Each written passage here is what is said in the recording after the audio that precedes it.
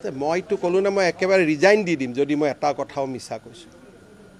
এটা কথাও যদি মিছা কথা কৈছোঁ জীৱনত ৰাজনীতিয়ে নকৰোঁ মই ক'লো নহয় যদি এটা কথাও মই মিছা কৈছোঁ জীৱনত হিমন্ত বিশ্ব শৰ্মাই ৰাজনীতিয়ে নকৰে ইয়াতকৈতো আৰু একো নালাগে আৰু যদি এক কদম বেছি কৈ যায় মই এনেকুৱা প্ৰতিজ্ঞা কৰি দিম যে মই ঘৰতে নাযাওঁ আৰু যদি মই এটাও কথা মিছা কৈছোঁ জীৱনত মোৰ ঘৰতে মই নুসুমাওঁ তাতকৈ আৰু কিবা ক'ব লাগে মুখ্যমন্ত্ৰী এজনে এনে কেজুৱেল কথা নকয় নহয়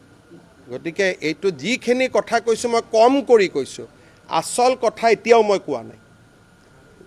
যিহেতু পাতল কথা ক'ব নাপায় সেইকাৰণে মই যিমান কথা ক'ব লাগে তাতকৈ বহুত কম কৈছোঁ 10 ছেপ্টেম্বৰত ইয়াতকৈ বেছি আপোনালোকে শুনা পাব he has gone to Pakistan at the invitation of interior ministry and ISI is under Interior Ministry. The India's Home Ministry is equivalent to the Interior Ministry of Pakistan.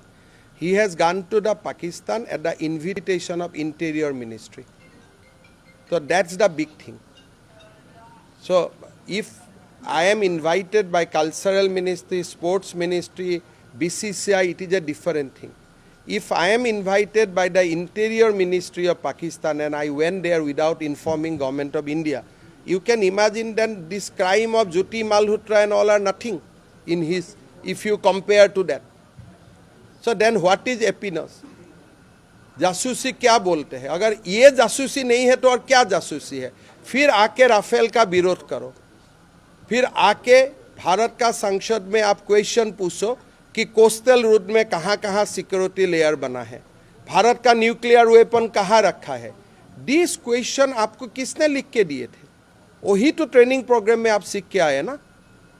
तो ये हम एक बात भी गलत बोला हूँ तो मैं सीएम ही नहीं रहूँगा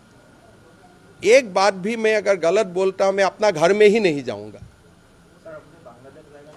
बांग्लादेशत अरे बांग्लादेशतो भारतर कालिলৈকে शेख हासिना थाकाলৈকে भारतरे प्रदेश आছিলে बांग्लादेश और भारतर মাজত मैत्रीर सम्पर्क आছিলে বৈৰীৰ সম্পৰ্ক নাই তো 3 মাহৰ কথা ইউনুস বাংলাদেশৰ প্ৰেসিডেন্ট হোৱাৰ পিছত মই গৈছো নেকি বাংলাদেশত তো আমি সৰকাৰি ডেলিগেশ্যন লৈ গৈছো বাংলাদেশত নুমলীগড় ৰিফাইনেৰীয়ে তেল পঠিয়ায়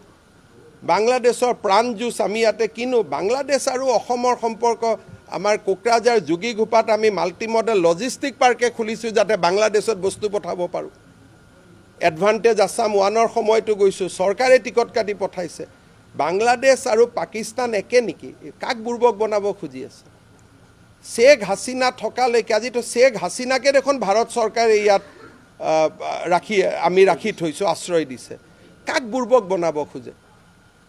বাংলাদেশ আৰু পাকিস্তান আজিৰ বাংলাদেশ নহয় शेख हासिना থকাৰ বাংলাদেশ আজি তুলনা হয় নেকি পাকিস্তানৰ লগত এলা কাক বনাব খুজে ইমান অসমৰ মানুহক ইমান বুৰ্বক বুলি ভাবিব নালাগে না আপোনালোকক কাবাক ভাবিব পাৰে কিন্তু আমাক ভাবিব নোৱাৰে না